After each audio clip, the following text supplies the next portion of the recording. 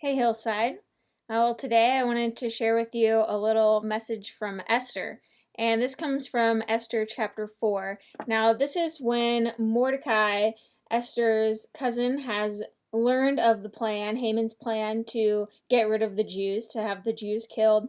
And he is appealing to Esther to go to the king and request or inform him about it and ask for some sort of help for the Jews. And she is afraid because she's saying that, as everyone knows, if you go into the king uninvited and he doesn't hold the scepter out to you, then you'll be killed. You'll be put to death. And so she's afraid to do it. And this is Mordecai's reply in starting in verse 13. He says, "Then Mordecai told them to reply to Esther, 'Do not think to yourself that in the king's palace you will escape any more than all the other Jews.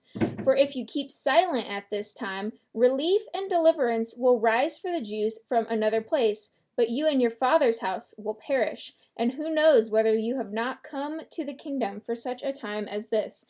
And what stood out to me, a lot of times people use the quoted at the end of that, of "Who knows if you weren't put here for such a time as this, if this is your purpose." But what stood out to me was when he says that if you keep silent, that relief and deliverance for the Jews will come from another place. Mordecai is acknowledging that God has promised to provide for, they are his chosen people. They will not be wiped out. Somehow they will survive. They will come out of this. Now, a great many of them are going to suffer probably, but there will be some deliverance for the Jews.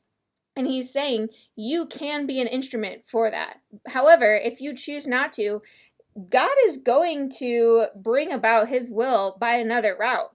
So he's kind of saying you might as well get on board with it, right? You might as well choose to be a part of bringing about his will. And I thought of that for ourselves, whether we decide to participate or not, God's going to bring about his will. He's going to bring about his purpose.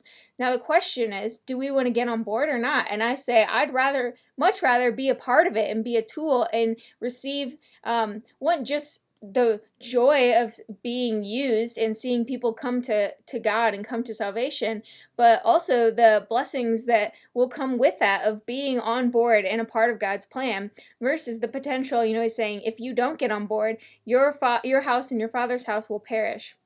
So just an encouragement of, well, God's going to do what he's going to do. And, he's sovereign. He's all powerful. So the question is, are we going to get on board? And we'll see you next time, Hillside.